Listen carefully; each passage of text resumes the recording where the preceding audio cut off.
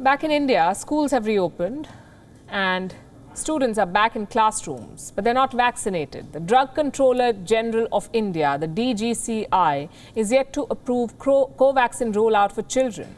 And this is despite its expert committee recommending to do so. So why has the process been delayed? The body says it's seeking additional technical opinion because the prevalence of infections among children is still low. Can that be an excuse to not vaccinate children? What do global trends say? How much are children at risk? Here's a report. India's second wave is subsiding. Infections have come down. Hospitalizations are falling. The country is reopening as a signal of normalcy. Schools too have reopened their doors, cautiously allowing kids back in classrooms. In most states, they're functioning with 50% capacity, along with mandatory screening, wider seating arrangements, and staggered lunch breaks. It's a calculated risk, but a risk nonetheless. The festive season is underway in India. It invites potential gatherings across the nation. This is a critical phase as the virus can spread again.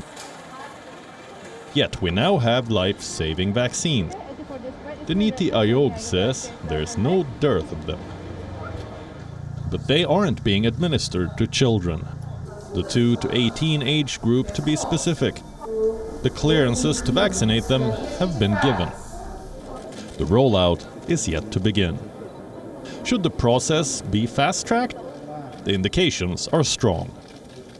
Across the world, the Delta variant is on a ride, infecting children in the process. In the United States, adolescents and children now account for more than 1/5 of the new cases, 22.5% to be precise. In the United Kingdom, 1 in 14 students in secondary schools have caught the virus. And in Brazil, the virus yielded a troubling trend. An alarming number of deaths in kids and adolescents. Fortunately, all 3 have started immunizing their children. In fact, more than 25 countries are administering doses to those above 12 years of age. Some of them are even vaccinating children below that bracket. Most of these countries have already dealt with or are dealing with the second wave of the virus. What about India? Last week, the Subject Experts Committee, or SEC, a body constituted by the Drug Controller General of India, recommended inoculating children in the 2 to 18 age group. The recommendation came after trials were carried out on 525 children. Usually, the regulator takes a day or 2 to execute such recommendations. But it's been a week, and India's apex drug regulator is yet to approve Covaxin for children. It has attributed the delay to additional technical opinion that is being sought. Why does it need technical opinion when the expert panel has given its nod?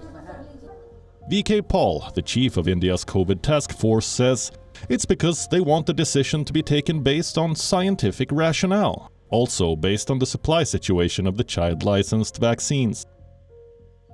So by when will that decision be taken? No timeline has been given. VK Paul has said a pragmatic decision can be taken by balancing the supply and the potential eligibility. COVID infections in children are very mild or asymptomatic, and that is one side of the story. On the other side, once there is enough vaccine available, that can be used in children. The underlying message is that the low prevalence of infections in Indian children is being taken into account before the doses are made available. Does that mean children are not vulnerable? The situation in the US and the UK tell us they're still at risk. So vaccinating them immediately could be key in preventing another devastating surge of infections. Yes, scientific rationale should be taken into account for this. But as should be data, evidence, and global trends. Bureau Report, WION, World is One. WION is now available in your country. Download the app now and get all the news on the move.